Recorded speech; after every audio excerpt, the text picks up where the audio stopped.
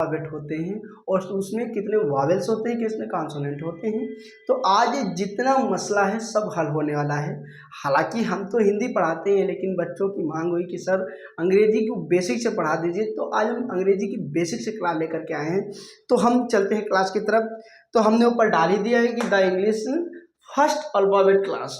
तो पहले हम समझते हैं कि होते कितने अक्षर हैं, फिर हम इसमें से वावेल्स और कॉन्सोनेंट अलग अलग कर देते हैं। तो चलते हैं A B C D E F G H I J K L M N O P Q R S T U V W X Y और ये Z। इतना सबको आता है, मुझे पता है, इतना सबको आता है। इसमें क्या नहीं आता है वो आज हमको पढ़ना है। तो पहले हम समझ लेते हैं कि जो हमारी अंग्रेजी की कॉपी आती है उसमें कुल 4 लाइनें होती हैं, वो भी इस तरीके से। इन 4 लाइनों का बड़ा महत्व है हमारे अंग्रेजी की क्लास में। पहले इस बात को समझिए कि ये जो 4 लाइनें होती हैं इनका बड़ा महत्व होता है हमारी क्लास में, क्योंकि बड़ी अंग्रेजी के जो अक्षरें होती हैं वो इन 4 लाइनों में कहीं भी रह सकती हैं, मतलब ऊपर से लेकर के चारों लाइन में होती हैं। लेकिन अगर ये छोटी की बात की जाए, जैसे समझते हैं अगर इसमें हम बड़ा लिखते हैं तो ऐसा लिखते हैं। समझिए बात, ये बहुत महत्वपूर्ण बात है, इसको समझना पड़ेगा कि ऊपर की 3 लाइनों में ये अक्षर रहते हैं, लेकिन जब ये छोटी में जाती हैं तो कहाँ पे रहेंगी, इस बात को समझना बहुत ही जरूरी है। जब हमारी अंग्रेजी की छोटी वाली अंग्रेजी, जिसको कहा जाता है स्मॉल लेटर्स, स्मॉल लेटर जब लिखे जाते हैं तो कहाँ पर रहेंगे, इस बात को समझना बहुत जरूरी है।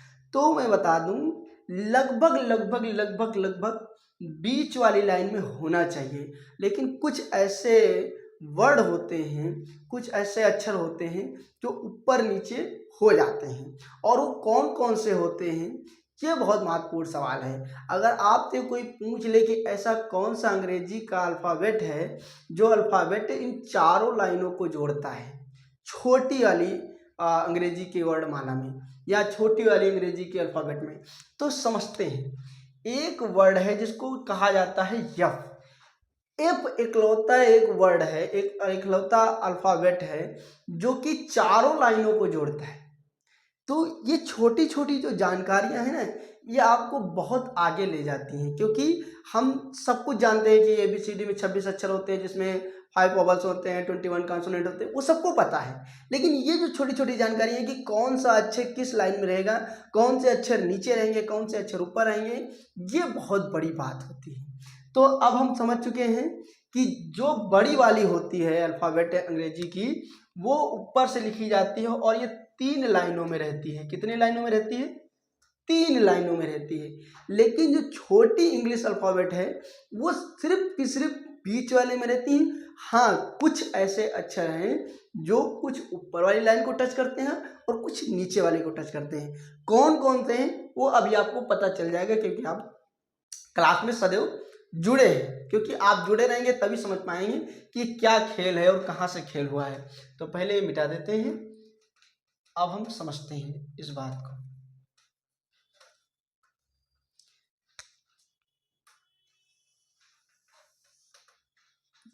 क्योंकि हमारी जो अंग्रेजी की कॉपी आती है, इंग्लिश की जो कॉपी आती है, उसमें कुल 4 लाइनें होती हैं। कितनी लाइनें होती हैं? 4 लाइनें होती हैं। और उन 4 लाइनों का बहुत महत्वपूर्ण भाग है, बहुत ही इम्पॉर्टेंट भाग है हमारी अंग्रेजी का। तो वो आज हम समझाएंगे आपको कि कौन कौन से अक्षर किस लाइन में रहने चाहिए, क्योंकि ये बहुत महत्वपूर्ण है, बहुत इम्पॉर्टेंट है।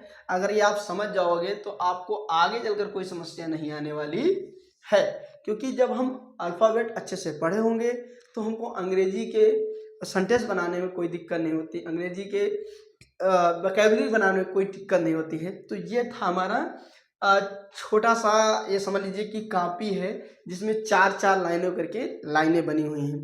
तो अब हम समझेंगे कि कौन सी कहाँ पे है।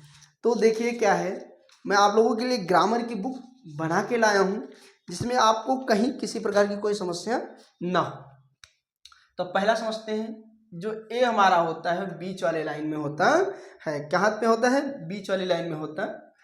उसके बाद जो बी होता है, अब यही बताना बाकी था, बी जो है ऊपर वाली लाइन को टच करता है। बी जो है ऊपर वाली लाइन को टच करता है।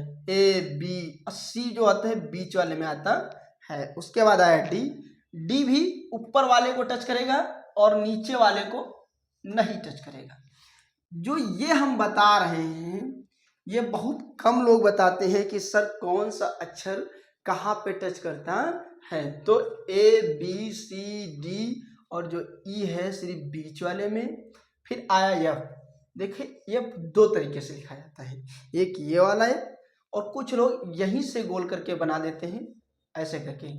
तो अगर देखा जाए तो ये भी सही और ये भी सही, क्योंकि यहाँ पे निकला होता है। अब हमारा क्या हो गया, A B C D E F. अब एफ हम 2 तरीके से बताए हैं ना, इसलिए ऐसा हो रहा है। फिर आइए जी, जो हमारा जी है ये नीचे को टच करता है। कहाँ को टच करता है? ये नीचे वाली लाइन को टच करता है। अभी हम आपको बताए थे कि अंग्रेजी अल्फ़ाबेट के जो कुछ वर्ड होते हैं, कुछ अल्फ़ाबेट होते हैं जो ऊपर को टच करते हैं, कुछ होते हैं जो नीचे को टच करते हैं। तो देख लीजिए कौन कौन ऊपर कर रहा है, ये बी कर रहा है, ये डी कर रहा है और ये एफ कर रहा है। अब जी जो है वो नीचे को कर रहा है। ये याद रखिएगा, क्योंकि जब ऐसे आप याद कर लोगे तो आपकी जो पढ़ाई हो सबसे आगे होती है। क्योंकि कुछ ही बिंदु हैं जो सबको पता होते हैं, लेकिन कुछ बिंदु होते सबको नहीं पता होते, वही आपको आगे ले जाते हैं। तो आप देख लीजिए जी, अब आया हमारा एच। क्या हमारा आया? एच। अब हमारा आएगा आई। बड़े वाले में तो चलो हम आई ऐसे बनाते हैं, लेकिन छोटे वाले में आई ऐसे बनती है। आई जो रहती है बीच वाले लाइन में रहती है, लेकिन उसकी जो बूंदी होती है वो ऊपर वाली लाइन के बीच में रहती है। आई। फिर आया जे। अब देख लीजिए जे और ये जी, जे और जी नीचे वाली लाइन को टच करता है। उसके बाद आया के। यहाँ पे थोड़ा सा लाइन छोटी पड़ गई है, लेकिन ये ऊपर वाले को टच करता है। अब आया जे के। अब आता हमारा एल। एल। अच्छा, एल और टी में क्या अंतर होता है? एल और टी में अंतर होता है कि वो जो बीच की लाइन मारी होती है वही छोटा सा अंतर होता है। और ये छोटे छोटे बच्चों के लिए क्लास है, कोई बड़े बच्चों के लिए क्लास नहीं है। ये आया एम, उसके बाद ये आया एन, फिर हो गया ओ। फिर अब देखिए यहाँ पे खेला होने वाला है, पी और क्यू। जो पी है ये ऐसे करके नीचे को टच करता है और जो क्यू है वो इधर को करके इधर को टच करता है। तो ओ पी क्यू। अब आता है आर। आर का क्या मसला है भैया? आर बीच वाले लाइन में रहेगा और ये ऊपर नीचे नहीं रहेगा, क्योंकि इसमें इसलिए निकल रहा है क्योंकि ये लाइन थोड़ी सी छोटी पड़ गई है। लेकिन अपने कॉपी में जब लिखना तो बीच में रखिएगा। तो क्या पढ़ रहे हैं? A B C D E F. F 2 है, G H I J K L M N O P Q R. उसके बीच बाद में एस। अब देख लीजिए ये ऊपर जाएगा लेकिन बीच में लाइन आएगी, तो एस टी। फिर आएगा यू, सॉरी यू। फिर आएगा वी। फिर ये वाली लाइन छोटी है, इसको सही करते हैं पहले। You V W. अब यहाँ पे समझ आपको आ ही चुका होगा कि ये जितने अक्षर आ रहे हैं सब बीच वाले लाइन में आ रहे हैं। तो डब्ल्यू। अब देखिए इतना हो गया है। अब मुश्किल से कितने अक्षर बचे हैं? 3 अक्षर बचे हैं। तो W V sorry U V W X Y और ये जेड।